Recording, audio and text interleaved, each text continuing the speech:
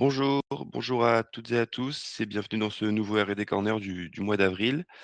Voilà, j'espère que vous avez tous profité du week-end prolongé. Au programme, aujourd'hui, donc on aura l'introduction et une présentation de Cap Digital, présentation générale, hein, pour ceux qui ne nous connaissent pas. Ensuite, on enchaînera avec la présentation de l'INPI qui viendra nous présenter donc, les services disponibles, dans le cadre notamment de notre partenariat avec cet institut. Ensuite, on aura une présentation de notre partenaire, Dinergy qui viendra présenter le dispositif, Innovup, dispositif donc, francilien. Hem, voilà pour une présentation, un peu plus détaillée de ce dispositif qui pourrait être intéressant pour pas mal de boîtes, d'Île-de-France. Ensuite, on enchaînera avec, bon, une autre partie de dispositif, de la région Île-de-France et ensuite sur la partie plutôt nationale, donc avec des appels à projets France 2030, hem, donc qui peuvent vous intéresser et enfin, on terminera avec quelques open calls et programmes, européens, heu, voilà également plutôt à destination des startups PME, et enfin, les autres événements et opportunités à venir. Donc, pour une présentation, de Cap Digital, donc, on est un pôle de compétitivité, hein, basé, en Île-de-France et également dans les Hauts-de-France, qui existe depuis 20 ans, depuis la création des pôles. On est, actuellement une équipe d'un peu plus de 20 collaborateurs répartis donc entre Paris et Lille et on est, également, en accompagnés, enfin on a également un réseau d'experts, qui nous apportent un soutien sur des sujets de technologiques et de veille marché, précise. Donc en nombre d'adhérents, à Cap Digital, c'est environ, 600 structures adhérentes, hein, avec une très forte majorité de PME et de start-up. Mais nous avons également donc une soixantaine de grands comptes, une cinquantaine d'écoles et de laboratoires de recherche, une dizaine de collectivités, territoriales et également le même chiffre pour des quelques fonds d'investissement. Voilà, qu'on fait travailler ensemble sur des sujets d'innovation, communs. En 2025, on a accueilli donc 117 nouveaux membres. Hem, donc voilà, après il y a chaque année des arrivées, des départs, mais on a une bonne dynamique de recrutement de nouveaux membres. On organise aussi tout au long de l'année un grand nombre d'événements, plus de 80 l'an dernier, qui nous ont, permis de rassembler plus de 5 500 pardon, participants sur ces différents événements. Quelques chiffres clés qui présentent également, voilà, les différents, services, auxquels vous avez accès et les différentes équipes de Cap Digital. Donc, tout d'abord, pardon, l'équipe R&D de Cap Digital, donc, qui vous propose aujourd'hui ce R&D Corner et donc, voilà, une des activités les plus historiques de Cap Digital et des pôles, hein. C'est donc, nous, de notre côté, depuis 2006, notre création, plus de 3 600 projets, reçus. Et accompagnés, donc, parmi eux, 1 960 projets labellisés et un peu plus de 980 projets qui ont été donc finalement financés par les financeurs, en répondant à des appels à candidature. C'est tous ces projets donc, financés, c'est plus de 2,2 de projets, financés, de budget de projets financés et dont 900 millions donc, qui ont été financés par des financements publics, donc cofinancés.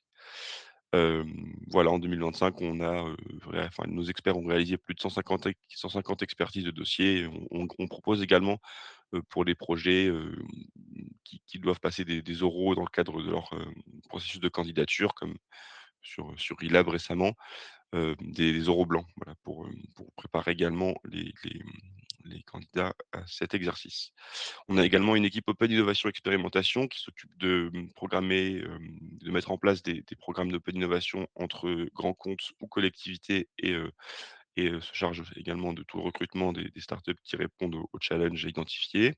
On a également une équipe Europe voilà, qui est active pour, pour que déjà nous participons à des projets européens, mais également faire en sorte que nos adhérents puissent monter sur ce type de projet également et donc, on a un réseau de partenaires européens dont 75, acteurs avec lesquels on est actuellement en collaboration, via des projets dans lesquels on est impliqué.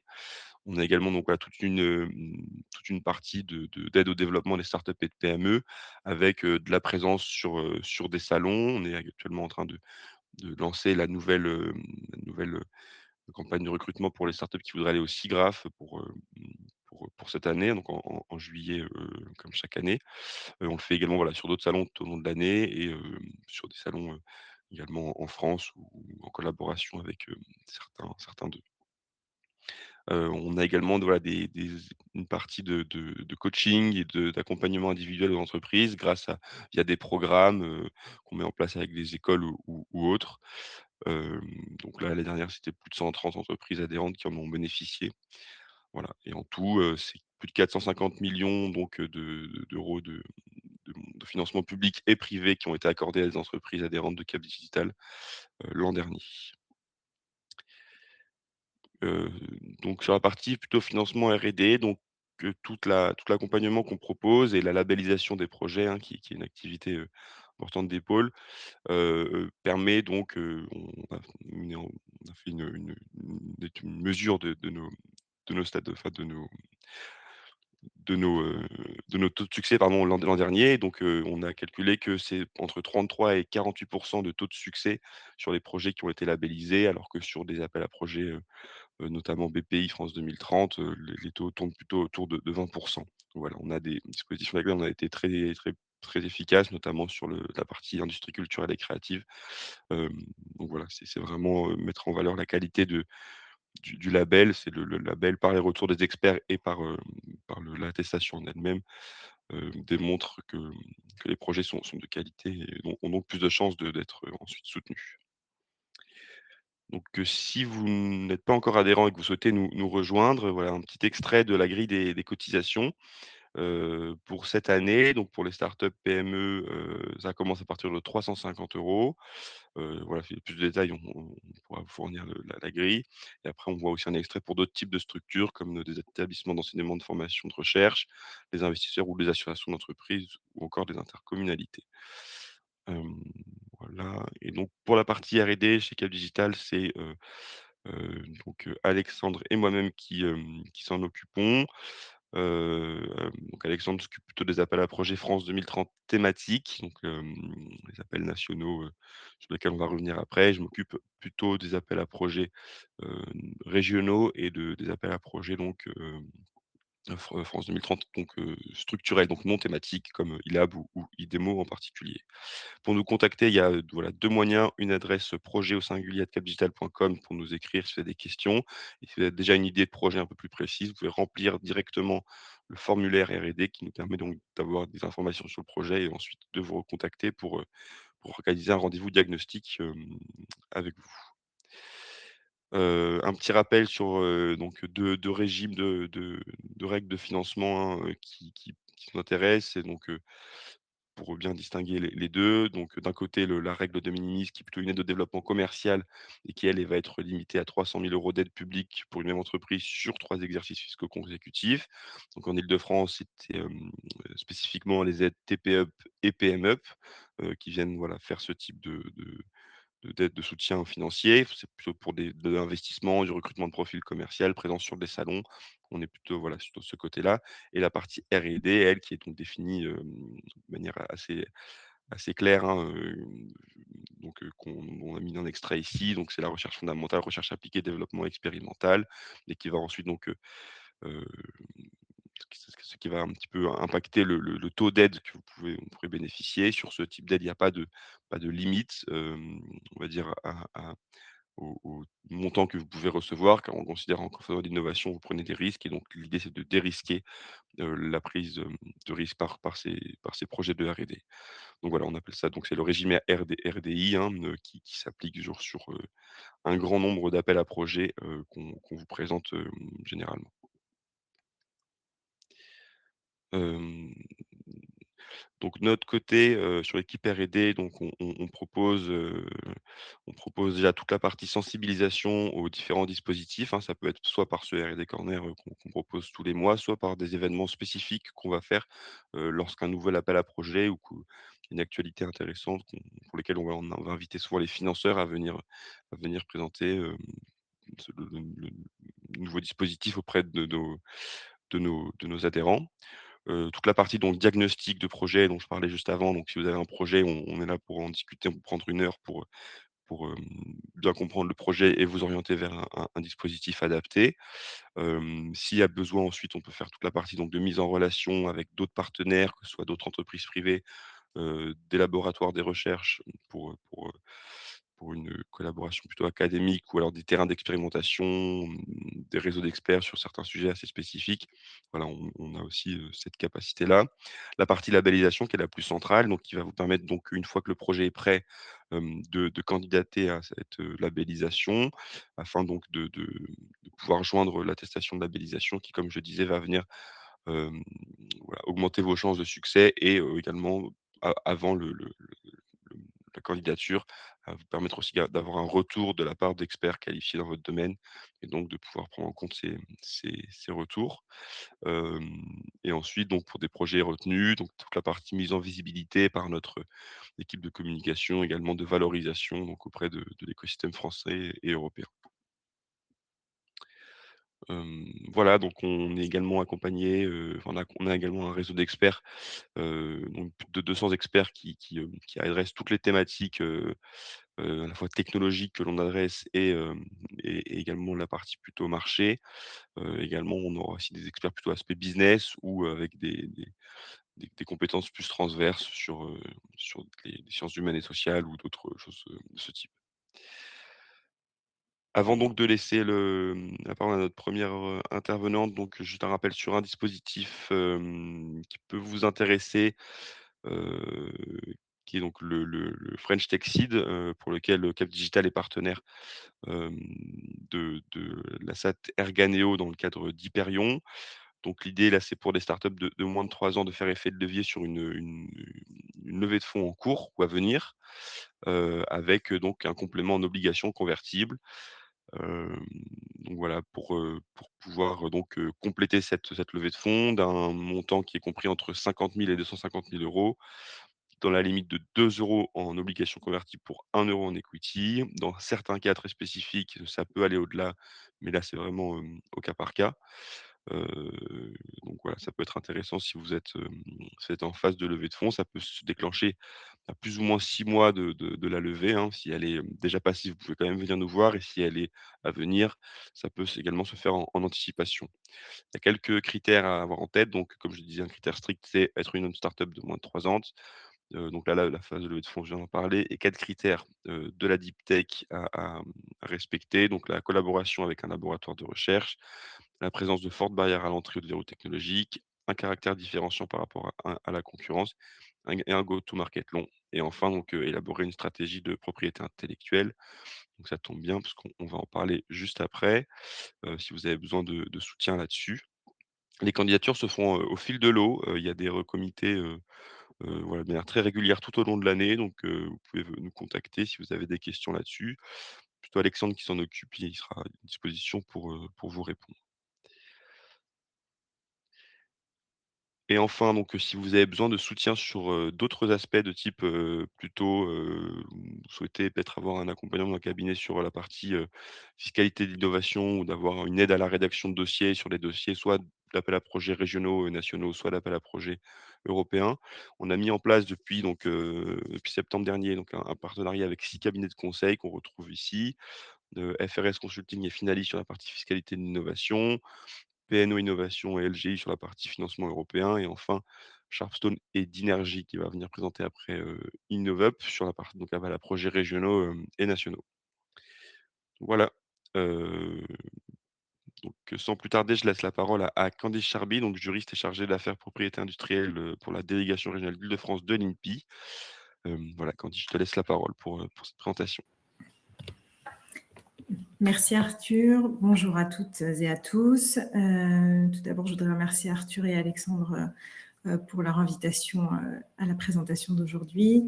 Donc je suis juriste en propriété industrielle et chargée d'affaires à l'INPI. Je vais en un mot vous présenter l'INPI.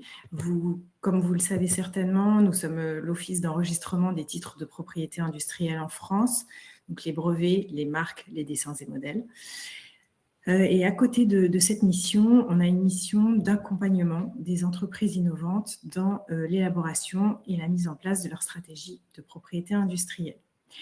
C'est dans le cadre de cette mission-là que nous avons noué un partenariat avec Cap Digital depuis de longues années, qui a été renouvelé il y a 2 ans, et qui nous permet d'accompagner les adhérents de Cap Digital sur bien la mise en place de leur stratégie de propriété industrielle et de les suivre sur un temps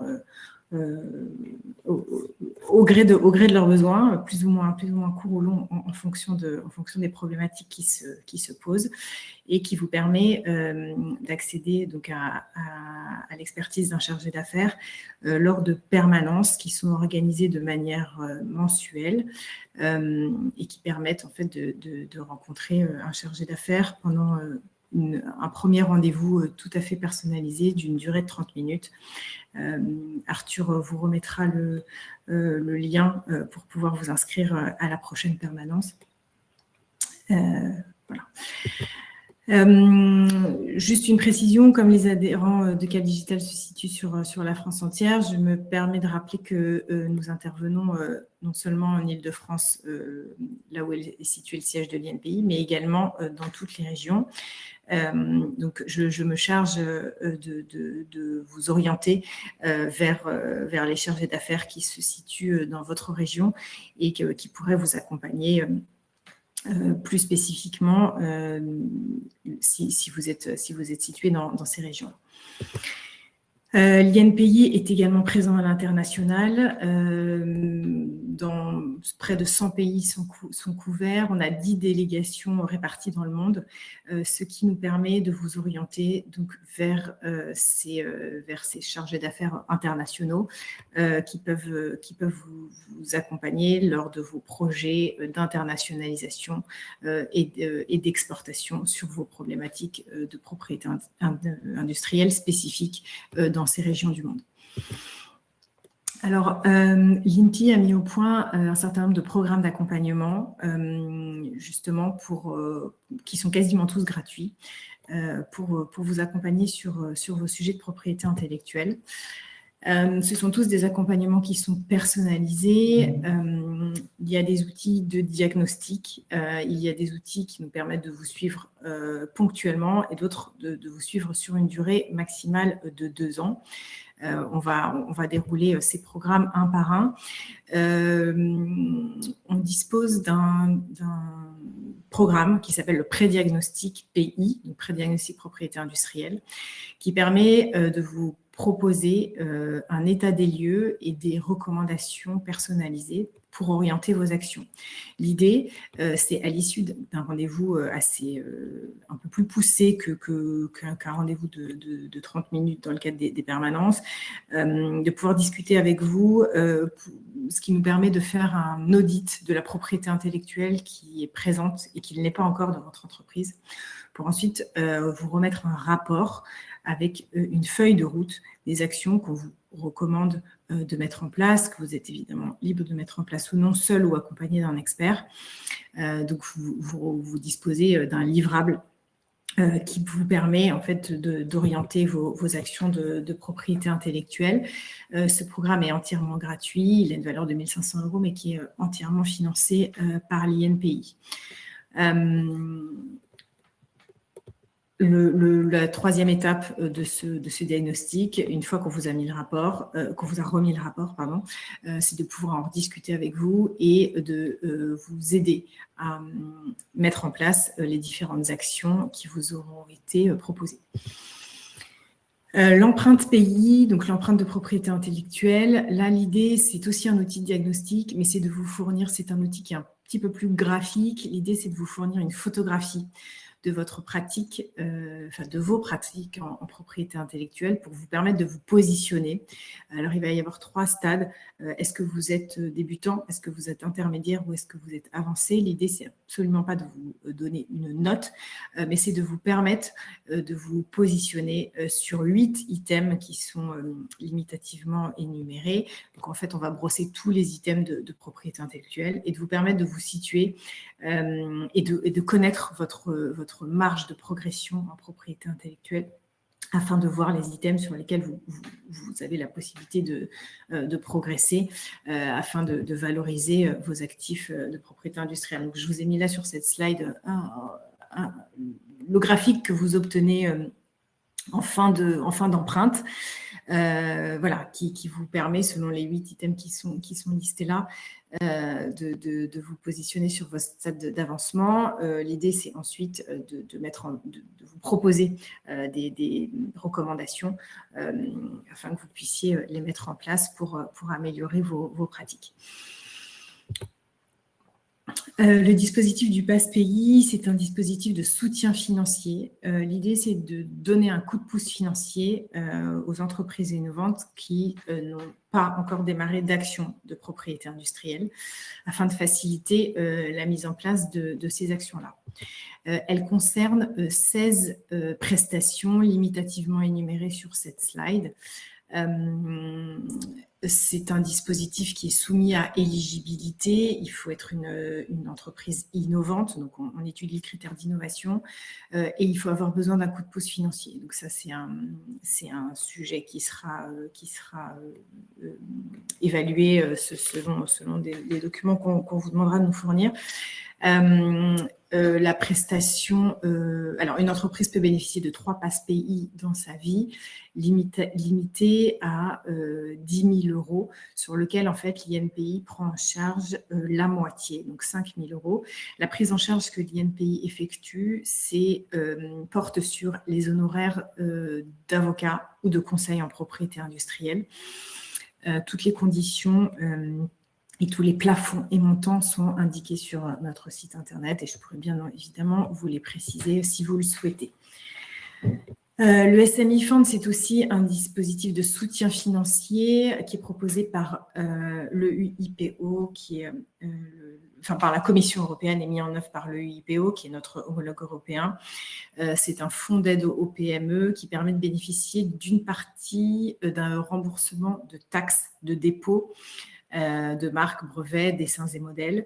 C'est un dispositif qui lui aussi est plafonné. Je vous ai tout indiqué sur cette slide-là et vous pouvez retrouver tout le dispositif sur le site de l'EIPO. Donc, en fait, les soutiens financiers, vous voyez que là, ils sont assez complémentaires. L'INPI, celui de l'INPI, le Pass-Pays, porte sur les honoraires de conseil, tandis que celui qui est proposé par la Commission européenne porte sur les taxes de dépôt. Et ces deux dispositifs sont cumulables, sous réserve d'éligibilité, bien entendu. Ce programme, la Masterclass PI, c'est un programme de formation et de coaching combiné dont le but est de vous aider à mieux piloter votre stratégie de propriété intellectuelle.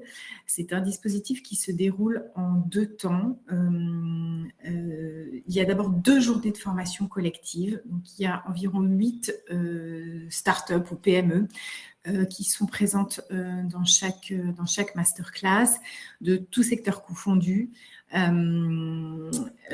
condition d'avoir une solution innovante. Et ces journées collectives sont animées par un conseil en propriété industrielle, des juristes de l'INPI et un parrain de promotion qui change chaque année. Pour vous donner un exemple, cette année, c'était le directeur de la propriété industrielle de chez Chanel. L'année précédente, c'était le directeur de la propriété industrielle de la start-up Weezings.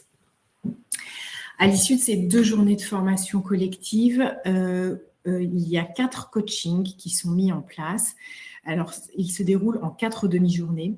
Le coach se déplace dans l'entreprise, forme le nombre de collaborateurs que vous souhaitez, sur 4 thématiques qu'on aura élaborées ensemble. L'idée, c'est de faire des coachings sur des thématiques qui vous sont nécessaires. Donc, on va travailler ensemble pour pouvoir déterminer sur quel sujet vous souhaitez faire monter en compétence vos équipes. Et à l'issue de ces 4 demi-journées de coaching, il y a une dernière journée de formation collective pour clôturer le dispositif. C'est un des dispositifs qui est payant. Je vous ai mis le tarif sur la slide, donc 3 000 €, parce qu'il fait intervenir un certain nombre d'experts, comme je viens de vous l'indiquer ici. Le dispositif suivant, c'est la cartographie brevet, alors qui a pour but de vous aider à analyser votre environnement technologique et concurrentiel mondial pour orienter votre stratégie d'innovation. C'est en fait un outil graphique où vous allez bénéficier d'une carte topographique du monde sur laquelle va figurer les brevets dans votre domaine d'activité. Donc, il va y avoir une première phase de détection qui va être réalisée avec un ingénieur brevet qui travaille chez nous dans le domaine technique qui vous concerne, afin de déterminer très précisément le domaine technologique que vous allez souhaiter identifier, parce que vous comprenez bien que s'il est trop large, vous allez obtenir trop de résultats, ce qui ne sera pas du tout pertinent. Donc, vous allez vraiment délimiter très précisément le domaine technique ou le sous-domaine technique sur lequel vous voulez faire réaliser cette étude. Et ce qui vous sera fourni, donc je vous ai mis un modèle là en petit, mais vous voyez l'idée, quand vous avez une forte concentration de brevets sur une zone géographique, eh bien, c'est tous ces petits points rouges. Quand vous avez une faible concentration de brevets, ce sera représenté par des plaines. Et sur chaque point, vous pouvez cliquer en fait sur chacun des points qui représentent chaque brevet qui aura été déposé. Donc, vous avez accès à l'ensemble des informations sur ce brevet-là, qui est déposé, sur quoi il porte, à quelle date, etc.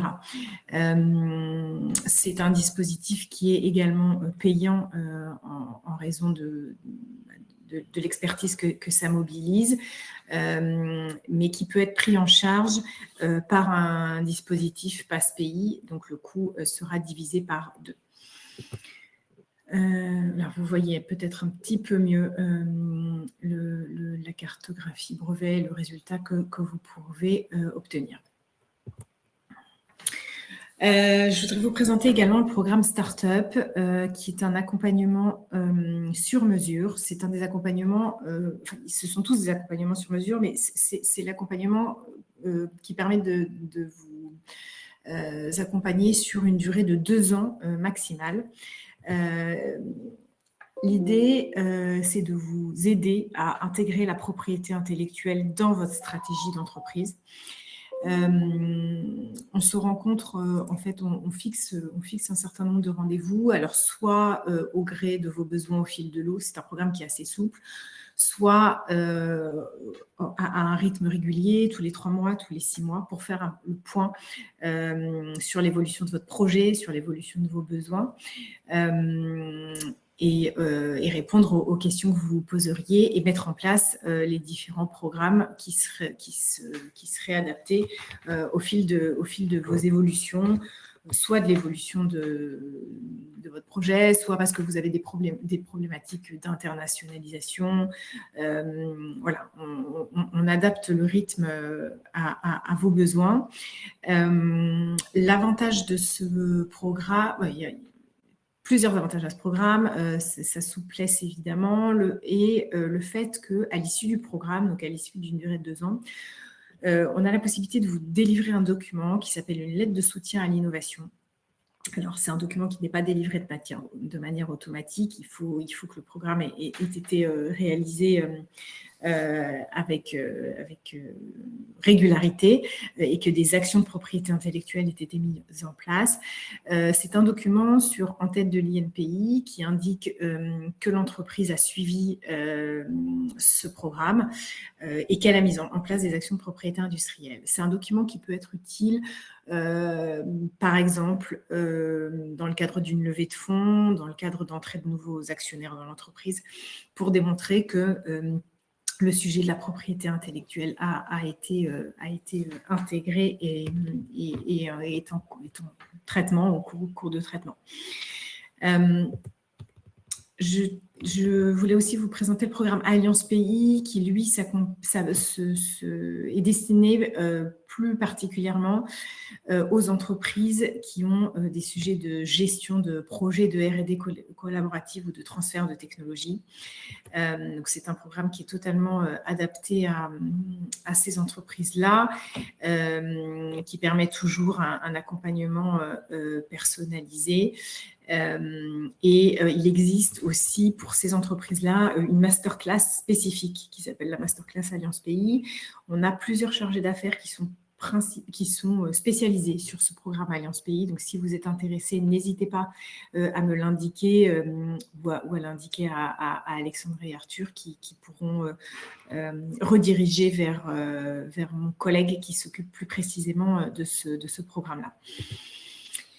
L'accompagnement individuel, c'est ce dont je vous parlais notamment tout à l'heure en début de présentation, lorsque j'évoquais les permanences mensuelles que nous organisons avec Cap Digital, auxquelles vous pouvez vous inscrire sur un créneau horaire de 30 minutes et qui nous permet en fait d'établir une première rencontre, de répondre à aux questions que vous pourriez déjà avoir, et puis moi de vous présenter les dispositifs qui me semblent le plus adaptés en fonction de votre activité et des sujets que vous m'indiquerez. La prochaine permanence a lieu lundi prochain, donc le 13 avril. Un petit rappel pour ceux qui ne connaîtraient pas, nous avons une base de données gratuite qui s'appelle Data INPI sur le site de l'INPI qui vous permet d'accéder à un certain nombre de données, toutes les marques qui ont été enregistrées, les brevets, les dessins et modèles, et également les entreprises qui ont été immatriculées. Voilà, vous avez ça sur le site de l'INPI. Vous avez la possibilité de créer des alertes automatiques sur Data INPI sur une des bases ou sur toutes les bases, donc entreprise, marque, brevet, dessin et modèle.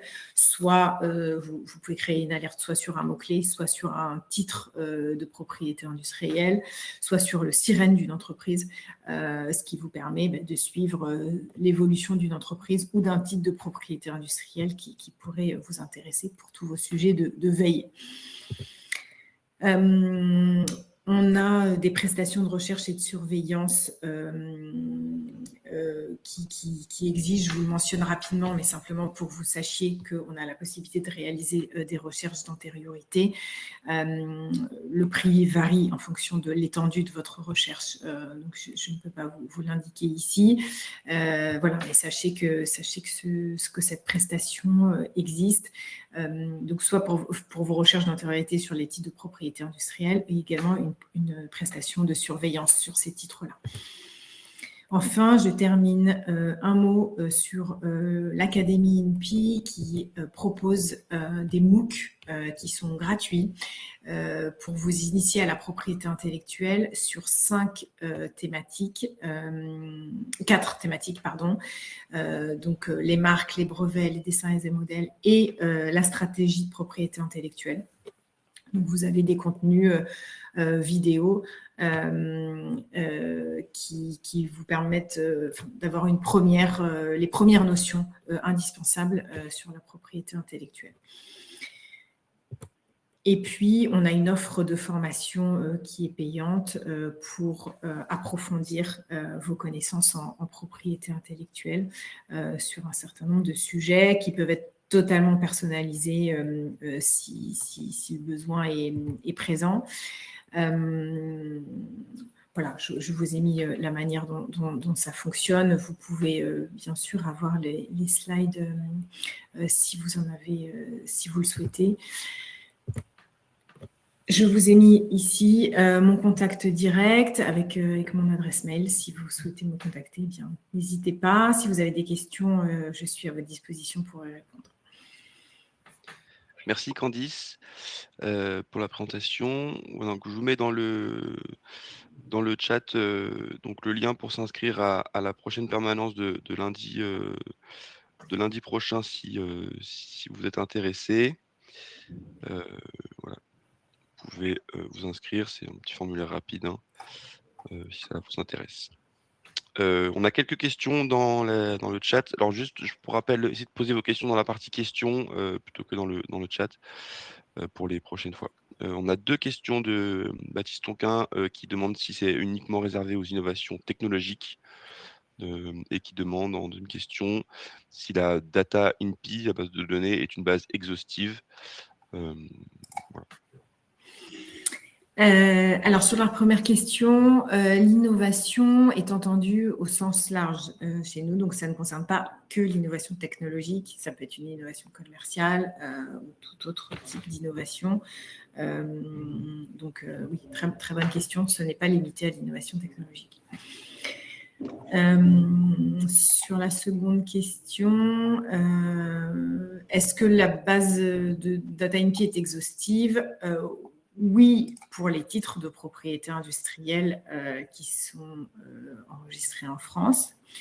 Il existe le même type de base de données sur le site de l'EIPO, qui est donc notre homologue européen, qui est l'Office d'enregistrement des titres de propriété industrielle en Europe. Voilà, et le même type de base de données sur l'Office mondial, qui est l'OMPI. D'accord, merci. Et on a une 2e question de Quentin Sanchez, par veille technologique, pardon, par veille, vous dites informatique, juridique, technologique, enfin, quel type de veille? C'est sur la dernière partie, je crois.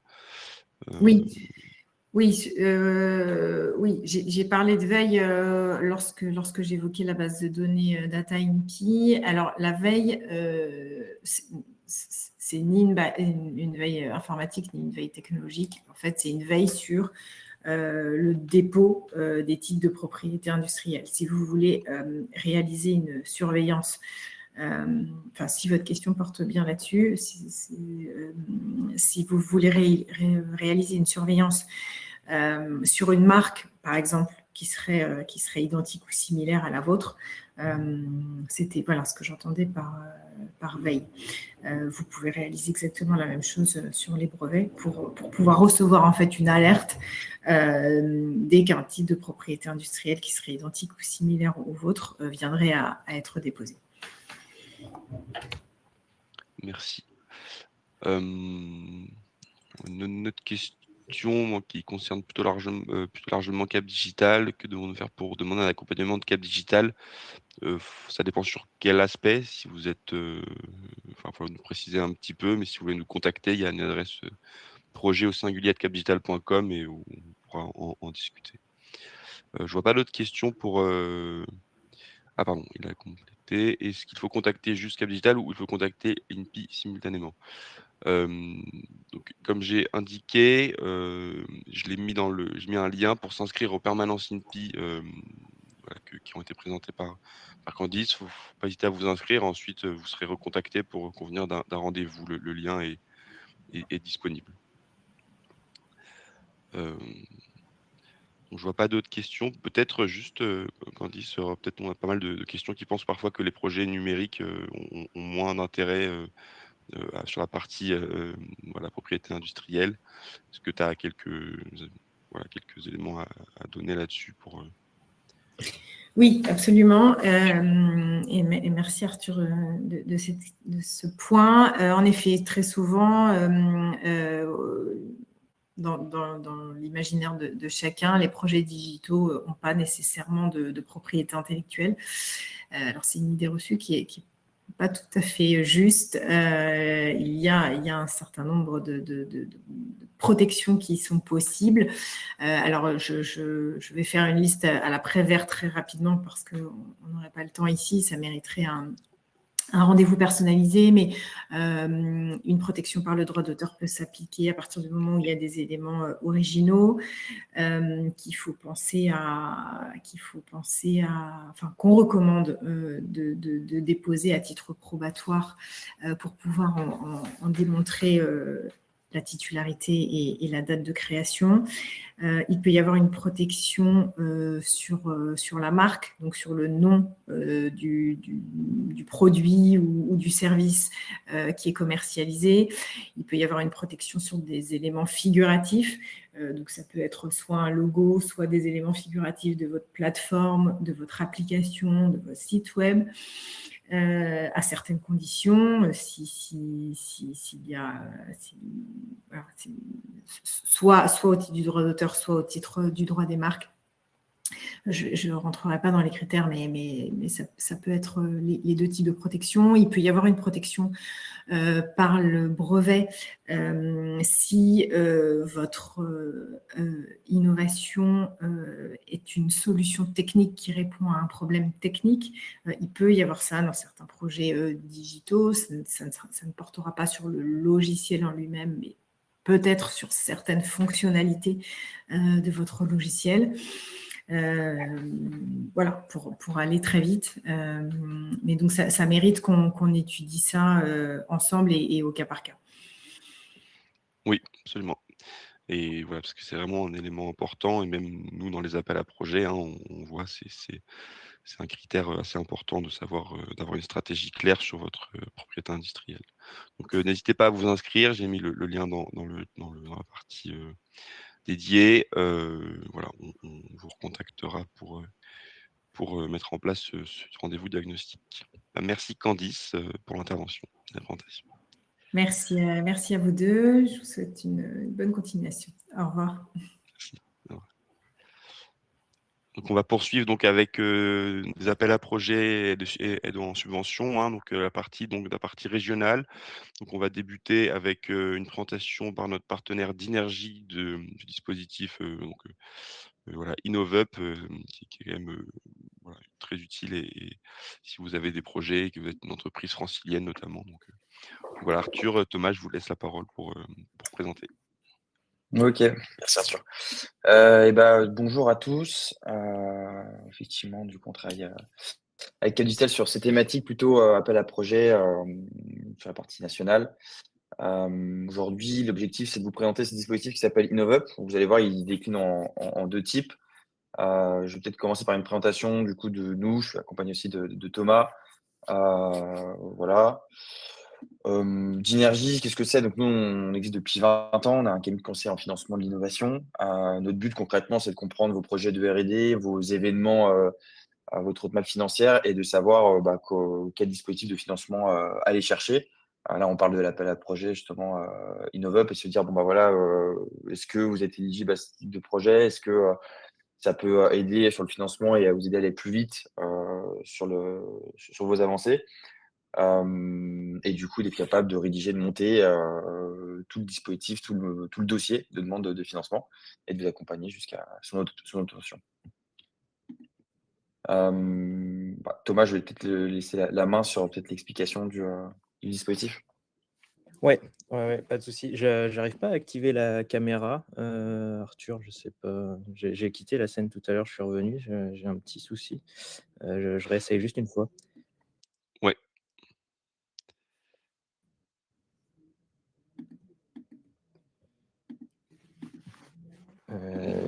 Non, pas de Ça fonctionne pas, c'est caméra. pas très grave, Ouais.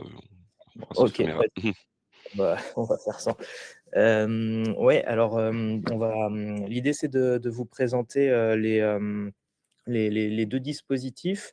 Ce sont 2 dispositifs, régionaux, qui sont gérés, par BPIFrance. Pour, les entreprises, éligibles, pour faire un petit topo pour que vous ayez la vision. En fait, l'idée de la presse, c'est que vous ayez la vision sur, quand candidater, quel type, de projet, quel type, de budget. Et ça pour chacun des 2 dispositifs. Donc on va avoir l'InnovUp qui est un dispositif un peu plus général, qui va vous permettre, ah, il y a un bug sur la slide. Effectivement. Ouais, je vous redonnerai les taux d'aide, de toute façon. Enfin, je vais vous donner les taux d'aide, à l'oral et quand, la slide, vous sera partagée, vous aurez les montants, sans bug normalement. Il y a pas de souci sur nos slides. OK. Donc pour les entreprises éligibles sur le dispositif InnovUp, plus général, on va être sur, toutes les, startups, PME, ETI, c'est-à-dire, toutes les entreprises qui ont moins de 5 000 salariés et dont le chiffre d'affaires est inférieur à 1,5 milliard, ou le total bilan inférieur à 2 milliards. Donc on est quand même sur, une offre, assez vaste. et il faut que l'entreprise, elle ait au moins un établissement en Île-de-France et que le projet présenté, il soit mené dans la région. Ou que la société ait vocation à ouvrir un établissement en Île-de-France dans le cadre du projet. Mais voilà, dans tous les cas, les dépenses devront être portées en Île-de-France. Voilà, c'est assez logique pour les aides régionales que les retombées elles soient locales. Pour les projets éligibles pour l'InnovUp, on va être sur des projets de recherche, développement et innovation qui vont être relatifs à des produits. On a l'approche produit-marché. L'idée, c'est qu'on ait une mise sur le marché à grande échelle à l'issue du projet. Donc, il faut être capable, dans la candidature, de montrer qu'on se dirige vers cette mise sur le marché. L'objectif, donc, c'est d'accompagner l'entreprise sur les différentes phases du projet, de la faisabilité pour valider une opportunité technique, technologique, économique et éventuellement et aboutir à une V1, un POC. C'est d'aller jusqu'à accompagner aussi son développement, conduire des travaux de développement et prototypage, et ça peut aller jusqu'à l'expérimentation du produit en conditions réelles. Les domaines ciblés, on est sur un dispositif qui est multithématique, mais on voit qu'il faut quand même respecter les priorités de la région. Et encore une fois, c'est normal. Ces priorités-là, on les a pas listées ici, mais elles sont listées sur le site de la région et sur le site InnovUp de la région. Mais pour faire un bref topo, les projets ciblés, ils vont être relatifs aux filières stratégiques régionales, donc santé, soins, aéronautique spatiale, défense, éco-construction, ville durable, intelligente, énergie verte et décarbonée, tout ce qui va être mobilité durable et intelligente, agriculture, agroalimentaire et nutrition, luxe et cosmétique. Il y a un axe également de la région qui est relatif à tout ce qui est deep tech, technologie numérique, intelligence artificielle avancée. Les technologies type HPC, quantique, matériaux clean tech, hydrogène, bioproduction, biotechnologie, tout ce qui répond aux enjeux de souveraineté et de sécurité des entreprises, tout ce qui va être relatif à la digitalisation de l'industrie, à la décarbonation et à la mise en transition des entreprises, et puis tout ce qui est relatif à l'innovation sociale. Il y a certains types de projets qui sont explicitement exclus du dispositif. C'est tout ce qui va être relatif au secteur marketing, de la publicité, de la relation client et tout ce qui est RH et logiciels métiers, ainsi que formation, sauf EdTech. Toutes les technologies de l'éducation, ça reste éligible. Voilà pour cette petite parenthèse sur les domaines cibles qui n'étaient pas explicités formellement ici, là, dans la slide. Maintenant, d'un point de vue global, si on regarde le dispositif InnovUp, il a quand même de nombreux avantages, dont le champ d'intervention dont on vient de parler tout à l'heure, enfin à l'instant, qui est quand même relativement vaste, tant en termes de maturité du projet que en termes de thématiques éligibles. Les montants financés, je vais y revenir après sur le topo et sur les chiffres, mais ils peuvent être très importants. Mais donc là, à mettre quand même peut-être un petit warning, je vais en discuter quand je vais expliciter les montants, mais il y a l'effet, ce qui est indiqué sur tous les documents relatifs au dispositif, et il y a ce qu'on voit après en pratique aussi également. C'est pas toujours la même chose. Et au-delà des aspects financiers, on a un soutien de la région qui renforce la visibilité de l'entreprise. Voilà. Et il y a aussi dans le dispositif l'accès à un réseau qui permet à l'entreprise de rayonner. Quelques points de vigilance cependant pour ce dispositif. Le nombre de demandes qui est très important, avec une sélection souvent très forte. C'est vrai que c'est un dispositif qui est ouvert avec des candidatures au fil de l'eau. Comme il est assez large et assez ouvert, il y a beaucoup d'entreprises qui y candidatent. Donc, la concurrence est forte. Les critères de sélection qui ne sont pas toujours définis précisément, je dirais oui et non.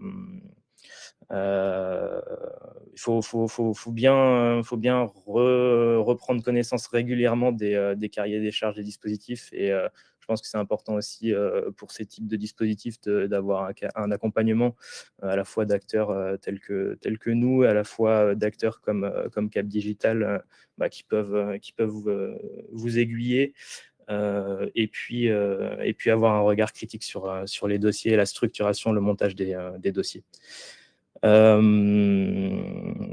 Et oui, le point d'attention je l'ai mis en bas de la slide, sur les priorités des politiques territoriales à avoir en tête, mais j'ai fait le topo tout à l'heure.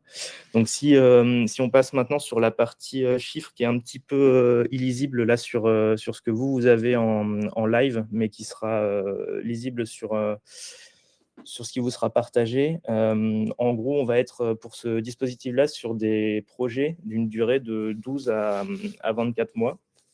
Il y a possibilité d'étendre, mais par contre, tout ce qui est au-delà de 24 mois sera à financer sur fonds propres. Donc, ça ne rentrera pas dans le financement. Pour les dépenses éligibles, on va être sur quelque chose d'assez classique, hein. On va sur de l'OPEX, frais de personnel, coûts de matériel, de recherche, frais généraux, sous-traitance, propriété intellectuelle. Le budget, il n'y a pas d'indication très claire sur les budgets. En gros, on est sur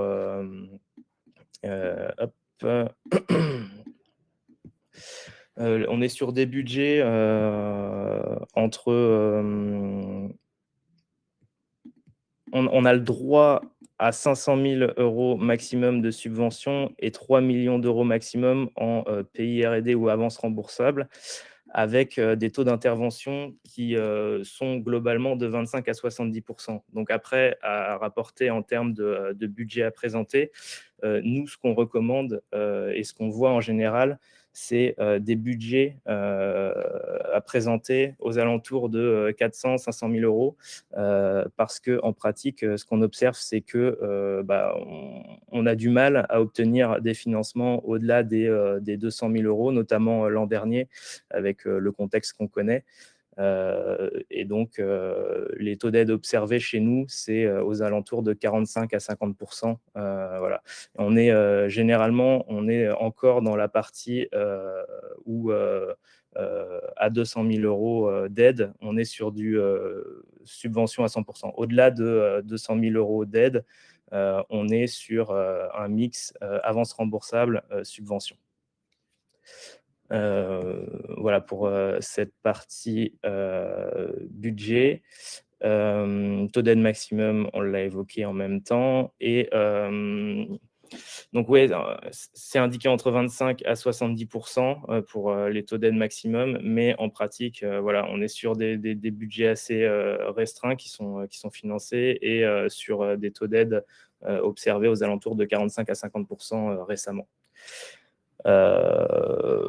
Voilà, donc maximum subvention 500 000 et maximum avance récupérable 3 millions. Je vais passer au dispositif InnovUp expérimentation. Je vais juste revenir sur passer la slide. Expérimentation transition écologique des territoires.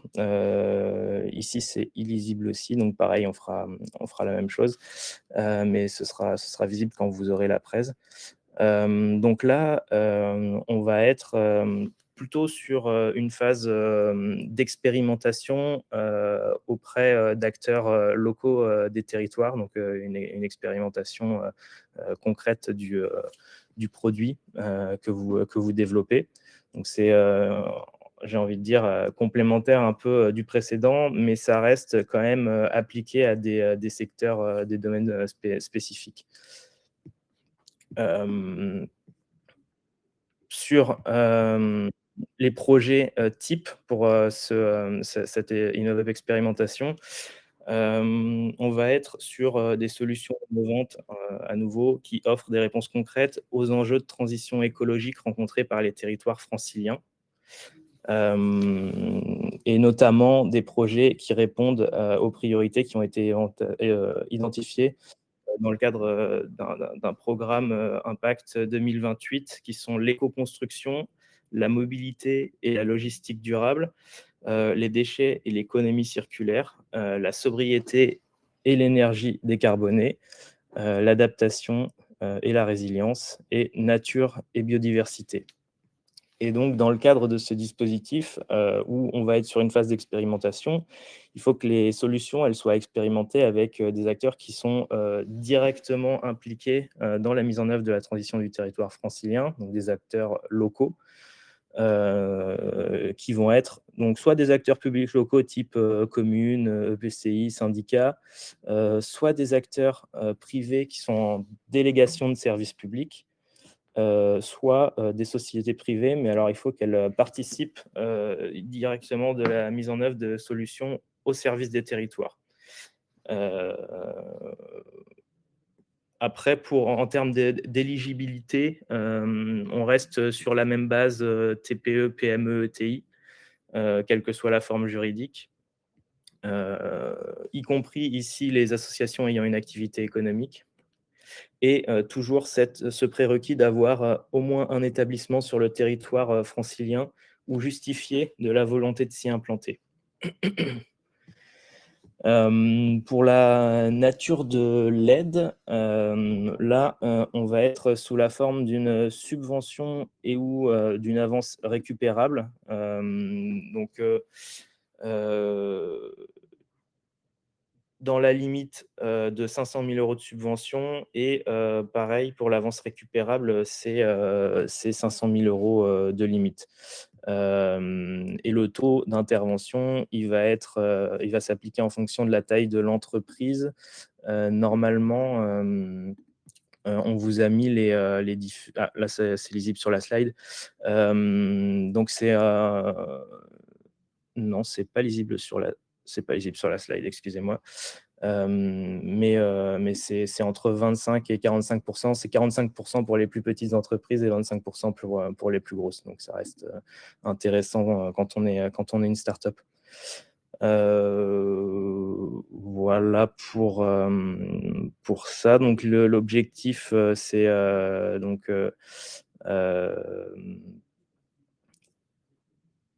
accompagner au cours, financer le projet au long des différentes phases. Là, on va être sur la phase expérimentation, donc tester l'innovation en conditions réelles avant la mise sur le marché. Donc, toujours avoir cette vision marché et vraiment présenter une phase d'expérimentation. Il y a pas dans ce cadre-là de développement produit ou de développement de l'innovation. Et c'est un dispositif qui soutient les projets qui ont un fort impact écologique en conditions réelles. Donc, il y aura toujours une dimension dans l'expérimentation, une dimension impact à traiter. Voilà, donc pas hésiter sur ces sujets-là aussi à se faire accompagner ou à consulter des professionnels de l'analyse d'impact. C'est toujours bien à mettre dans ces types de dossiers, des ACV, ce type de documents. Les terrains d'expérimentation, donc on les a vus. Et les solutions proposées à l'expérimentation, elles ne doivent pas encore avoir fait l'objet d'une commercialisation. Et si je peux rajouter un point hyper important dans le cadre des deux dispositifs, c'est que la prise en compte des dépenses, c'est à partir de la candidature. Toute dépense qui va être engagée avant la candidature ne sera pas éligible. Donc ça, il faut y faire bien attention. C'est un dispositif qui a vocation à inciter à ce type de projet. Et donc, il faut candidater en amont du projet. Voilà pour ces dispositifs. Là, les budgets sont au minimum 150 000 € sur l'expérimentation transition d'écologie des territoires. Et sur les dépenses éligibles, on est à peu près sur les mêmes types de dépenses que sur l'InnovUp. On est sur du frais de personnel, coût de matériel, prestat, etc.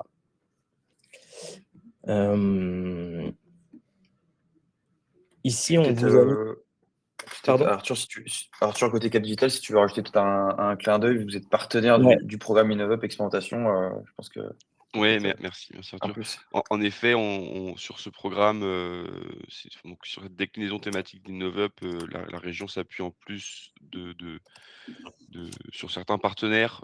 Donc là-dessus, nous, on est partenaire donc de la région avec la Fondation Solar Impulse et une association qui s'appelle Construire au futur, habiter le futur. Et donc voilà, l'idée, c'est s'il y a des volontés de déposer un projet là-dessus, on peut voilà, vraiment s'assurer de l'éligibilité sur la partie thématique avec la région avant tout dépôt de dossier, etc. Et donc voilà, il y a un échange qui est un peu plus poussé avec la région. Donc là-dessus, on est à disposition pour aider aussi. Et pour également faire de la recherche de terrain d'expérimentation, point important, c'est l'un de nos rôles dans le cadre de ce partenariat, puisque parfois les sociétés sont intéressées mais n'ont pas toujours de connaissances de terrain d'expérimentation, donc on peut essayer de vous accompagner là-dessus. Donc voilà, et puis dans les slides qui suivent, de toute façon, vous avez mis quelques éléments, c'est plus, alors vous avez la presse après pour vous, mais c'est plus des outils pour vous dire, bon, c'est plus global, hein, on a parlé de l'InnovUp, les deux InnovUp, mais se dire, voilà, pourquoi on va vers un type de dispositif comme ça, régional, est-ce qu'on y va, est-ce qu'on n'y va pas, parce qu'il y a beaucoup d'acteurs aussi qui parfois se pensent qu'ils sont éligibles, ils y vont, ils perdent du temps, etc. Donc l'idée, c'est aussi d'être sûr quand on y va, et vous avez aussi d'autres choses à faire que de déposer des dossiers de financement. Donc l'idée, c'est que les deux slides qui suivent, dont celle qu'on a sous les yeux, c'est de comprendre un peu comment ça fonctionne, pourquoi aller sur un dispositif ou pas.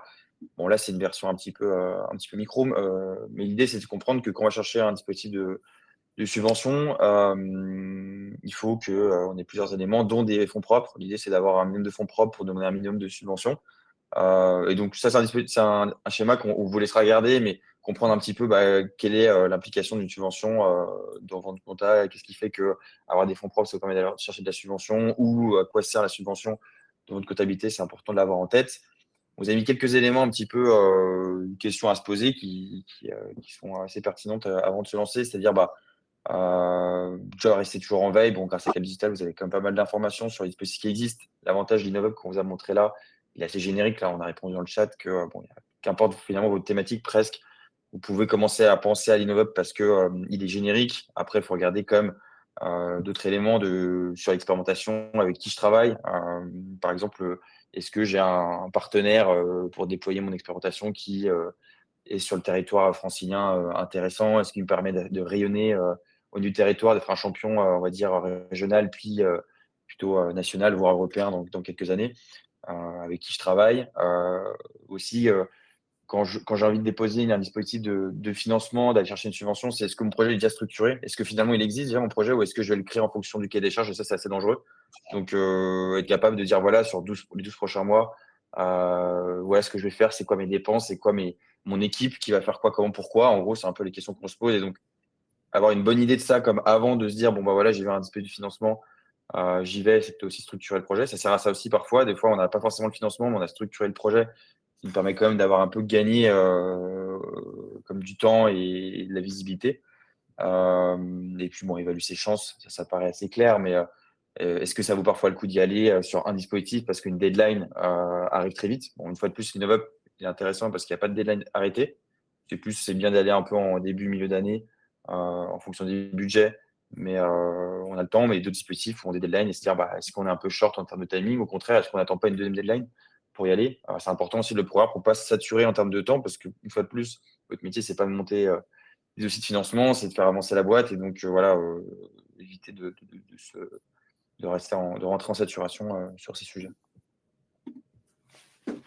Voilà, par contre, si vous voulez, on peut rentrer sur la phase de questions-réponses. Il y a quelques questions dans le chat, et puis avec Thomas, Ouais. du coup, on a votre dispo pour étudier tout ça. Ouais, merci à vous 2 pour la présentation. En effet, il y a quelques questions. Heu, donc la première re de Benoît Bourran, concernant alors la 2e question a été déjà répondue sur la liste des secteurs, mais sur la partie éligibilité, donc si l'entreprise est une entité d'un groupe dépassant les plafonds énoncés, par exemple sur le nombre de salariés, est-elle éligible? Alors, bah, ça va dépendre, des chiffres, consolidés. Il faut voir, en fonction de l'actionnariat si l'entreprise, est liée, partenaire, pour consolider le décompte, en fait. Donc je peux pas, répondre de manière, absolue sans plus d'informations sur la table de capitalisation. Ouais, en effet, c'est quelque chose d'assez, un calcul assez précis. On a une question de Baptiste Tonquin concernant l'établissement en Île-de-France. Est-ce que il considère que le financeur est assez flou sur cet aspect? Est-ce qu'un établissement en plus du nouveau projet ou est-ce un établissement en Île-de-France dans le cadre du projet financé? Ça avait été un petit peu énoncé tout à l'heure, mais si vous pouvez revenir dessus. En fait, il faut qu'il y ait un établissement en Île-de-France. Donc si c'est un établissement déjà existant en Île-de-France, il faut qu'il porte le projet. S'il y a pas d'établissement en Île-de-France, il faut, prouver, ou du moins, démontrer que, dans le cadre du projet, vous allez monter cet établissement en Île-de-France et que c'est lui qui portera les dépenses derrière, du projet d'innovation. Je ne sais pas si ça répond, plus précisément à ce cas. Hésitez pas si j'ai pas répondu exactement à la question à la reformuler. Ouais, non, mais je pense que c'est un peu le sens de la question. Et on a une autre question de Efren, donc sur la partie plutôt expérimentation, est-ce que les lieux où se passe l'expérimentation sont financés pour accompagner le projet ou uniquement l'entreprise qui porte le projet? Pour le coup, là-dessus, je peux, répondre. Non, uniquement la société est financée. Le terrain d'expérimentation, lui, s'engage à accueillir, la solution et donc à en bénéficier, hein, donc durant la durée du projet. Mais en revanche, il n'est pas financé pour le temps passé. Donc, en effet, ils doivent voilà, prendre ça en compte s'il y a une partie un petit peu suivi de projet qui en fonction des projets, en fait, est plus ou moins importante, hein. Sur certains projets, c'est assez minime. Sur d'autres, en effet, le terrain, elle peut être assez impliqué. Et enfin, une dernière question de Whipping. Est-ce qu'il y a une limite sur l'ancienneté de l'entreprise créée? Sur l'ancienneté de l'entreprise créée, explicitement, il y en a pas là, il y en a pas, dans le cahier des charges. Donc, a priori, toute entreprise peut, respectant les critères qu'on a cités, peut candidater. Ouais, en effet, il y a assez rarement de limite sur ce type d'appel à projet à l'ancienneté de À partir du l'entreprise. moment où on intègre des ETI, de toute façon, a priori, Mmh. Bah, pour exemple, on avait déjà accompagné des entreprises qui avaient, peut-être 5-6 ans, qui étaient plus on va dire dans un style PME que start-up, enfin, au sens où ils étaient assez matures et qui lançaient un nouveau produit, donc ouais, pas de souci là-dessus. OK. Bah, je vois pas d'autres questions. Merci beaucoup pour l'intervention. Donc, bah, pour rappel, hein, c'était une intervention avec, notre partenaire d'Inergie. Donc si vous êtes intéressé par un accompagnement sur ce dispositif ou d'autres, hein, ils travaillent sur d'autres dispositifs bien entendu.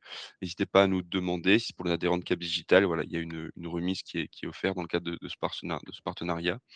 Donc, voilà, n'hésitez pas à nous demander pour, heu, pour, heu, pour échanger avec eux. Merci beaucoup à vous 2. Merci à vous. Merci.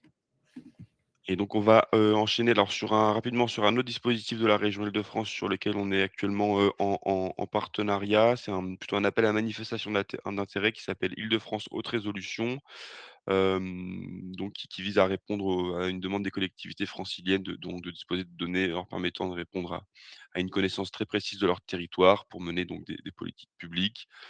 Donc là, l'idée, ça va être, un double objectif, apporter donc le chaînon manquant entre production d'un socle de données, géospatiales à très haute résolution et exploitation opérationnelle. Et enfin sélectionner donc, des solutions qui seront proposées par ces entreprises françaises, en lien donc avec 4 thématiques prioritaires. Ça ouvre, aujourd'hui et c'est, vous pouvez donc vous manifester jusqu'au 11 mai. Il y a un webinaire, enfin le replay d'un webinaire, qui a eu lieu donc également ce matin, qui sera disponible, hein, sur la page web dédiée. Donc il y a les liens dans la présentation que vous recevrez donc pour pouvoir candidater et donc notre équipe Open Innovation, dont vous retrouverez l'adresse mail, ici, est à disposition si vous souhaitez avoir plus d'infos dessus. Donc les thématiques prioritaires sont l'aménagement urbain, la planification écologique, l'environnement, et toute la partie plutôt risque, hein, donc la partie résilience notamment. À qui ça s'adresse? Donc à toute entreprise française, hein, pas uniquement pour le coup, d'Île-de-France dans ce cadre-là. Ça peut être des startups, PME, ETI ou même des grands comptes. Voilà, il n'y a pas vraiment de restrictions sur cet aspect-là. Hem, voilà donc l'idée c'est d'avoir au moins un MVP pour pouvoir, se positionner. Hem, sur cet AMI. Qu'est-ce que les entreprises, lauréates, recevront? Un accès à, orthophoto, qui est une superficie d'environ 1 km², une résolution de 5 centimètres pixels, une mise à disposition de données plus complètes, qui seront nécessaires dans le cadre de l'expérimentation avec une ou plusieurs collectivités, un référencement de solutions labellisées sur une plateforme, à destination des collectivités, de la région, hein, donc les plus de 1 200 collectivités. Un accès au dispositif de commande publique sur l'ensemble des partenaires du groupement de commandes Île-de-France Haute Résolution et enfin, un accompagnement dans la mise en place d'expérimentations avec des collectivités territoriales. Donc notamment via le programme InnovUp Expérimentation, Transition écologique des territoires qu'on a présenté. Heu, voilà, si ça peut voilà, si ça vous intéresse, les informations seront disponibles dans la présentation. Je ne sais pas s'il y a une question sur cet aspect-là? Non. Non, j'ai pas l'impression. Donc on enchaîne avec les appels à projets nationaux. Bonjour, donc rapidement, appel à projets nationaux, je voulais vous présenter quelques trucs assez rapidement. Donc IDEMO 5, rouverture d'une nouvelle relève pour cette année. Donc appel à projet IDEMO, qui a pour objectif le développement d'entreprises industrielles et de services sur des marchés porteurs, créateurs de valeur et de compétitivité pour notre économie et qui contribuent aux transitions énergétiques, écologiques et numériques. Donc là, on est sur des appels à projets génériques, donc pas forcément de thématiques particulières, même s'il faut servir des objectifs globaux, hein, comme on vient de voir, transition énergétique, écologique et numérique. Donc ça vous permet de financer des innovations de rupture, des projets de R&D individuels ou collaboratifs, entreprises, acteurs de la recherche en collaboratif et la structuration de filières. Donc, c'est un appel à projet qui peut être répondu on peut candidater de manière individuelle, hors ETI, hors grand groupe, ou de manière collaborative, jusqu'à 6 partenaires max, toute taille d'entreprise, plus des labos, et au minimum une PME et ETI. Budget, quand on fait du collaboratif, supérieur à 4 millions d'euros, et pour de l'individuel, 2 millions d'euros. Durée 3 à 5 ans pour les projets, de l'aide de 35 à 60%, avec un 50-50 subvention, avance remboursable. Donc la relève, c'est le 19 mai. Donc on vous demande, si vous êtes intéressé à un label, de venir nous voir jusqu'au 28 avril, et avant, si vous souhaitez des dispositifs ou si vous souhaitez des conseils ou chercher des partenaires, par exemple. Donc là, je vais passer plus sur des appels à projets thématiques, toujours au niveau national. Donc, qu'est-ce qu'on a de disponible?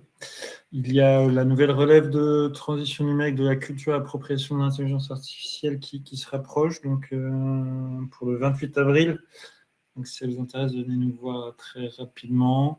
Et pour rappel, c'est un appel à projet qui vise à accélérer la transition numérique des secteurs culturels et créatifs à travers le développement, l'appropriation et le développement de technologies innovantes telles que l'intelligence artificielle, afin de renforcer la compétitivité et la résilience de la filière des industries culturelles et créatives.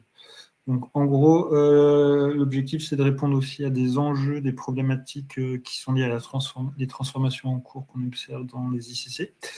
Donc, accès aux compétences et intégration des innovations, développement et maîtrise de la chaîne de valeur, découvrabilité des contenus culturels francophones et promotion de la diversité des contenus.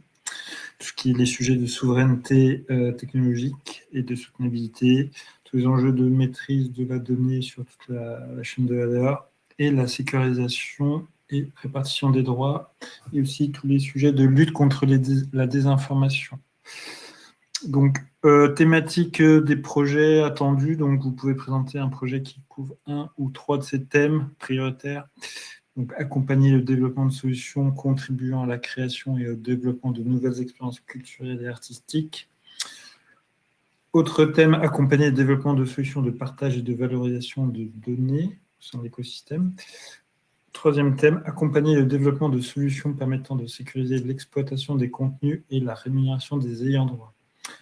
Donc, c'est opéré par BPI France et Banque des Territoires qui se répartissent les dossiers une fois que vous les avez déposés sur Pixel, selon qu'ils considèrent que vous relevez de l'intérêt général ou du développement d'entreprise, d'activité économique. Ça peut être individuel ou collaboratif. C'est ouvert à toute entreprise exerçant une activité économique. Budget veut de présenter un budget supérieur exerçant une activité économique, budget supérieur à 400 000 euros, durée des projets 12 à 36 mois, vous avez des TRL, des bandes de TRL, donc 4 ou plus en début de projet et 7 ou plus à la fin. Pour les aides, vous pouvez vous attendre à quelque chose d'habituel, comme dans les autres appels à projets, des retours qu'on a eu sur les autres appels culture, et pouvant aller jusqu'à plus de 50%. Répartition de l'aide. Subvention, classiquement, de la subvention, 60% max, et avance remboursable, 40% minimum dans le cas général, pour les activités économiques. Donc, venez nous voir rapidement si vous êtes intéressé. Et après, il y aura 2 autres relèves. Sinon, je voulais vous présenter IBAC PME de l'ADEME, développement de briques qui vise et dont le nom complet, c'est développement de briques technologiques et de services par des PME pour la décarbonation de l'industrie. Donc, objectif, financer des projets monopartenaires, pour le coup, sur des projets de RDI qui sont portés par des PME, avec l'objectif de soutenir le développement de méthodologies, de technologies, de solutions industrielles et de services innovants, compétitifs et durables dans le domaine de la décarbonation de l'industrie. Donc, les projets attendus, ils devront démontrer des impacts de l'innovation proposée sur la réduction de l'empreinte écologique et sociétale, les marchés visés, que ce soit en France ou à l'international, compétitivité par rapport aux entreprises concurrentes, et on attend que vous ayez aussi un impact en termes de création d'emplois direct et indirect. On vous a mis cet appel à projet parce qu'il y a plusieurs thématiques sur la décarbonation et il y a pas mal de liens avec le numérique, notamment sur des gens qui travaillent sur l'IA. Donc, vous pouvez proposer une solution qui vise l'efficacité énergétique des équipements et des procédés, que ce soit lié à la récupération de chaleur froid ou au numérique et à l'IA dans une logique d'optimisation et de pilotage. Vous pouvez travailler sur la décarbonation de la chaleur et du mix énergétique pour usage industriel, décarbonation des procédés par différents moyens, captage, stockage, transport et valorisation du CO2, réduction autres GES. Donc, à retenir, donc on est bien sur des projets de décarbonation qui développent des technologies au service d'industrie. Après, peut-être quelques remarques sur les projets avec une composante, on va dire, digitale et IA. Donc, les innovations doivent permettre une montée en puissance du développement de solutions clés compétitives sur des secteurs porteurs, en particulier les plus énergie-intensifs. Et spécifiquement pour les solutions digitales, ils ne cherchent vraiment pas d'innovation incrémentale, mais des innovations apportant une rupture dans le pilotage et l'optimisation des procédés dans cette logique de décarbonation, notamment par le développement et l'intégration de briques d'intelligence artificielle qui seront privilégiées. Donc, comme je vous l'ai dit, c'est réservé aux PME et ses monoporteurs, budget de 300 000 euros à 1,5 million. Taux d'aide 45% pour les petites entreprises et 35% pour les moyennes. Et forme de l'aide, classiquement, subvention et avance remboursable avec minimum 40% de avance remboursable. Donc là, je vous l'ai mis pour l'annoncer, mais c'est en septembre et il y aura une relève en février. Donc venez le voir quand vous le souhaitez. Et je voulais juste finir sur un appel à projet qui est opéré par Cap Digital, mais qui est financé par France 2030, donc Hyper OpenX, qui est ouvert depuis le 16 mars et qui se clôture à la fin du mois, donc 30 avril. Donc, à retenir, l'objectif général de l'appel à projet, c'est favoriser l'adoption et la dissémination au sein de l'écosystème français de briques cloud open source, de briques cloud et edge open source, en s'appuyant sur des porteurs disposant d'une expérience préalable avérée dans le domaine du logiciel libre et s'engager à publier les résultats du projet en open source. Donc, on attend que vous recontribuez à la communauté, hein, c'est un critère valorisant pour l'instruction. On attend de vous que vous intégriez dans le cadre de votre proposition une ou deux des 7 briques proposées par le consortium et que vous utilisez ces briques pour lever, bien entendu, des verrous technologiques concrets, multiples dans votre activité, hein, que ce soit performance, optimisation, résilience, scalabilité de vos infrastructures, modernisation, souveraineté de vos solutions, etc. Et que vous démontrez donc une capacité à travailler avec des technologies open source dans votre dossier et à contribuer à leur diffusion. Donc voilà, intégration dans des produits ou services avec un potentiel de diffusion avéré, contribution et repartage à la communauté du logiciel libre. Vous avez une adresse email générique, mais vous pouvez m'écrire ou à projet, hein, si vous êtes intéressé. Et ce qu'on vous offre, alors, le détail de ces briques rapidement, les technologies qu'elle vous propose. Donc, on a SlapOS de Nexidi, qui est une solution de plateforme as service pour la gestion d'applications critiques en Edge ou multi-cloud. Une deuxième brique, c'est RapidCDN de RapidSpace, qui est une solution pour construire son propre CDN. On a Sozo aussi de Clever Cloud, qui permet de déployer une solution de reverse proxy léger, rapide et sécurisé. On a Biscuit Clever Cloud, qui concerne toute la gestion des accès et identités, les IAM, dans des environnements cloud, et Edge Computing avec un très, très fort niveau de granularité, c'est intéressant. Repman de Signal 18, qui fait de l'orchestration pour la gestion de clusters de bases de données relationnelles MariaDB et MySQL, avec des fonctions de réplication, d'équilibrage, de charge et de haute disponibilité.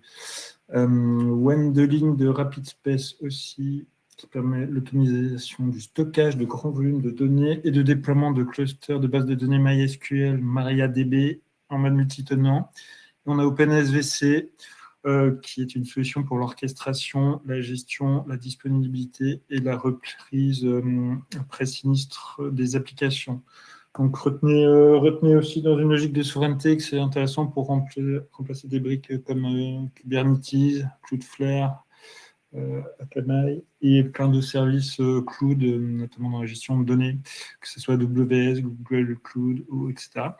Donc, on peut en rediscuter si vous souhaitez. Et ce qu'on vous offre, nous, donc, pour candidater PME ou start-up françaises, immatriculées en France, tous secteurs confondus, hein, on n'a pas de priorité là-dessus. Financement, et on vous offre 100 000 euros dans la limite de 10 projets financés, et ces 100 000 euros, ils doivent représenter ces 60 000 euros, et il faut qu'ils représentent au moins 80% des dépenses éligibles du budget que vous présentez. Donc, en gros, pour avoir 100 000 euros pour vous aider à l'intégration des briques, il faut afficher une assiette de dépenses éligible supérieure à 125 000 euros. Et ça sera financé au régime de minimi, donc comme je vous expliqué au début. Et retenez aussi que vous avez au-delà des 100 000 euros une assistante technique et un lien direct avec le consortium pour vous aider à intégrer leurs briques.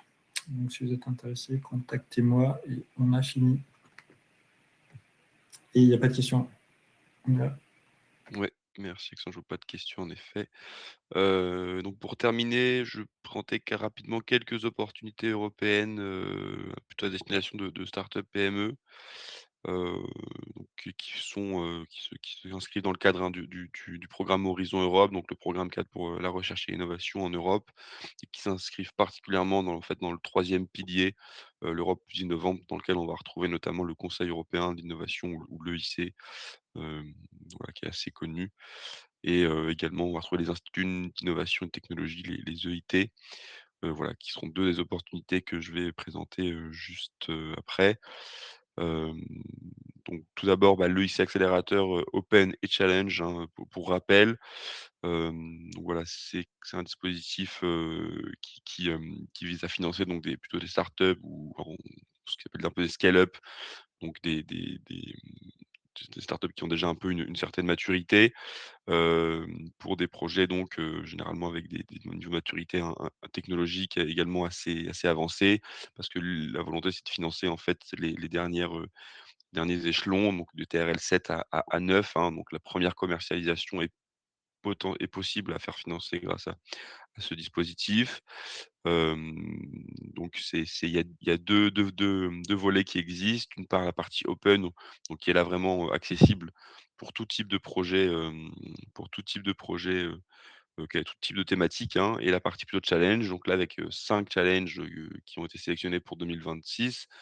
Chaque année, ils sont renouvelés, hein, là, il y en a 2 notamment cette année qui peuvent intéresser notre écosystème. C'est donc, la deep tech pour l'adaptation au changement climatique et le renforcer la chaîne de valeur des matières premières critiques européennes, notamment dans le cadre, voilà, de certains dispositifs, enfin, heu, de certains, technologies numériques, hein, qui peuvent être très importantes.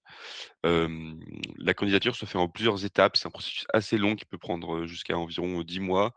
Hem, la première étape, c'est un dossier, assez léger de 12 pages avec un pitch deck d'une dizaine de slides et une vidéo de 3 minutes.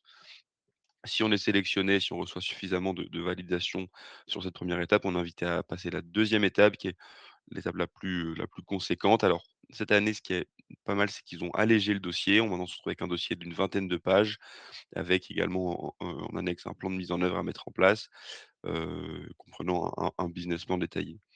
Heu, donc voilà, ça a été un peu allégé pour me permettre, de que ce soit un peu plus flexible parce que la candidature était assez lourde. Donc c'est fait pour prendre en compte un petit peu les remarques qui avaient été faites.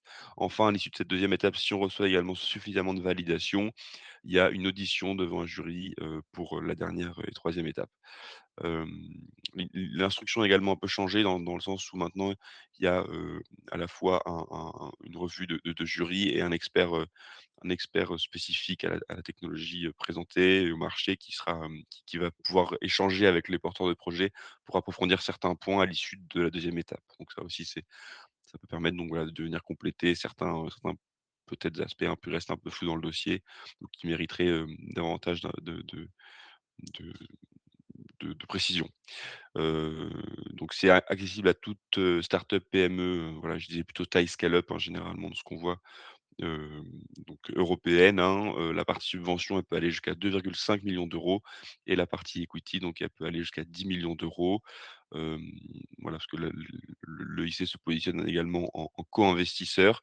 Donc il n'est jamais, lead investisseur, il faut avoir un lead investisseur, mais il peut venir compléter donc un tour de table pour la partie donc commercialisation, enfin une première commercialisation. Heu, donc ça couvre jusqu'à 70 des dépenses éligibles, donc c'est un taux assez élevé et comme je disais, on est sur des TRL assez élevés entre 6 et 9. Voilà.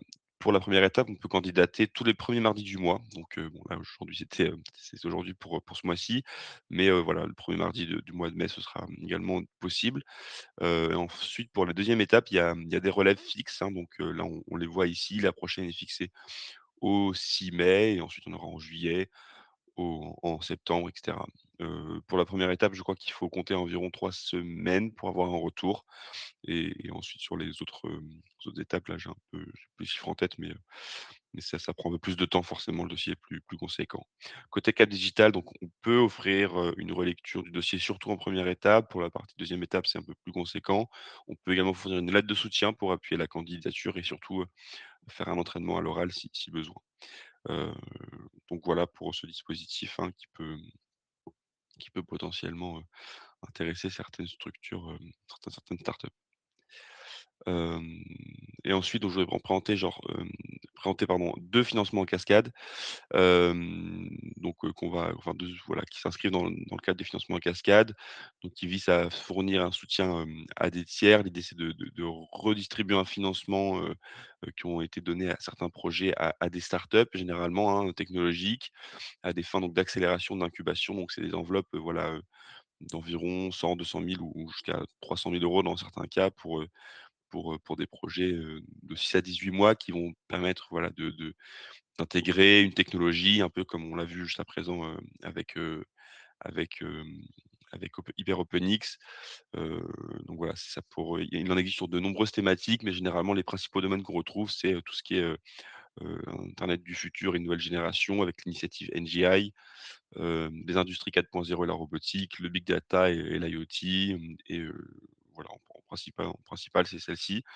Donc voilà, si vous êtes intéressé, on peut également faire on veille, on met régulièrement, les opportunités dans notre newsletter, hein, sur ce type d'appel à projet assez intéressant qui, voilà, offre, aussi l'avantage d'avoir, un dossier très allégé par rapport à des dispositifs, autres, hein, c'est des dossiers de 10 à 15 pages, assez courts qui se focus surtout sur le développement de la stratégie de l'entreprise et qui sont exclus des règles de minimis, donc voilà.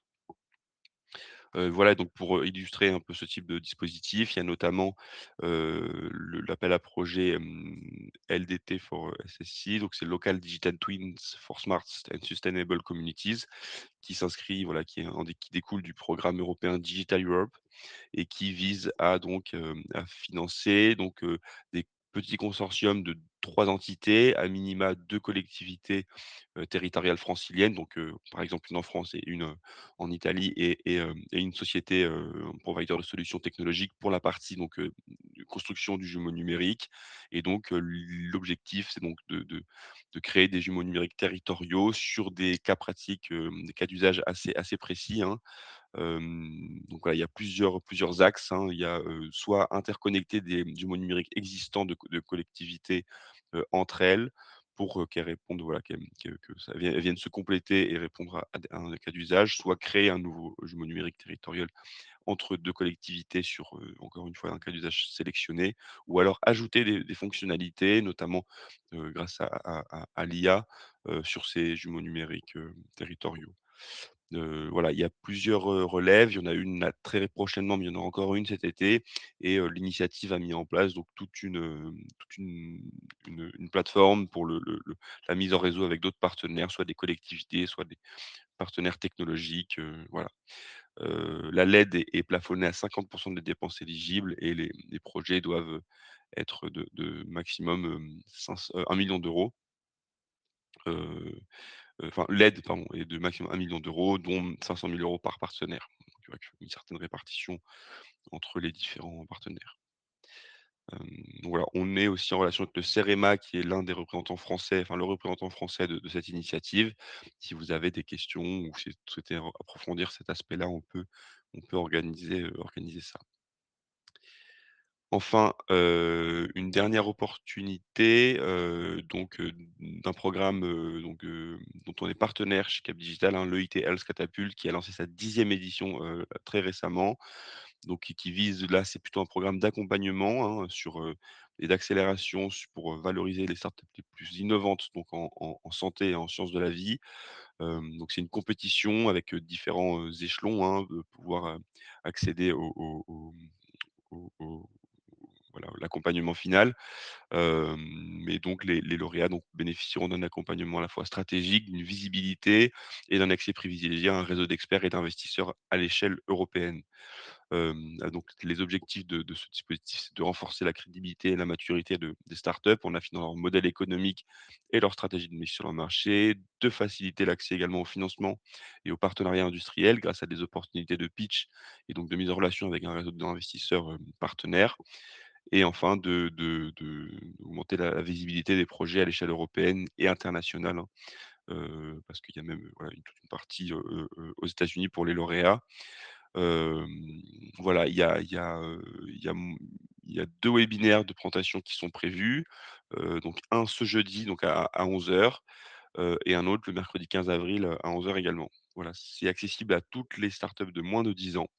de moins de 50 employés et il faut avoir, réalisé, déjà réalisé l'an passé surtout, soit une levée de fonds de 500 000 € ou alors réaliser 500 000 € de chiffre d'affaires et donc être en phase de croissance, hein, évidemment pour évidemment aller chercher, à minima 2 millions d'euros en levée de fonds. Donc le programme qui viendra donc appuyer cette démarche. Voilà, les candidatures sont ouvertes jusqu'au 20 avril, prochain.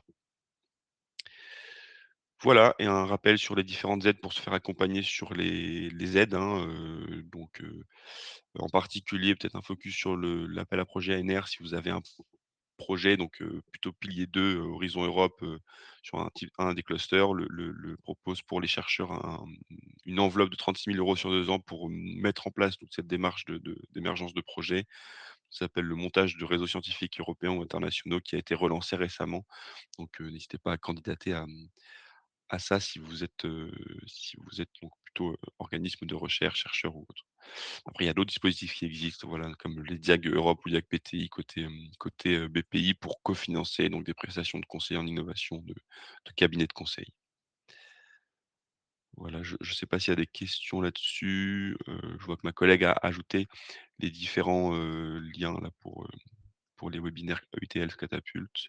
Je vois pas de questions, donc je vous propose de clôturer, ce R&D Corner, avec quelques événements sur la partie européenne. Donc déjà, on organise dans le cadre de l'AFPC, donc l'Association des française des pôles de compétitivité, un webinaire donc plus détaillé sur, les financements EIC, hein, pas uniquement l'EIC Accélérateur, à la fois Pathfinder, transition et donc accélérateur, qui aura lieu le 24 avril de 14 h à 15 h 30. Les infos et liens seront accessibles dans les slides que vous recevrez et enfin, là les PCN français, enfin 3 d'entre eux organisent un webinaire, pour, voilà, pour bien comprendre les ressources à disposition du PCN et bien se les approprier dans le cadre, voilà, d'une volonté de candidater à ce type d'appel. Ce sera le 28 avril de 14 h à 15 h 30. Voilà et côté Cap Digital, on organisera, le 28 mai prochain notre prochain événement, donc du cycle Demain, sur les world models. Donc ce sera un événement de démonstration, hein, dans nos locaux de 9 h à 13 h pardon.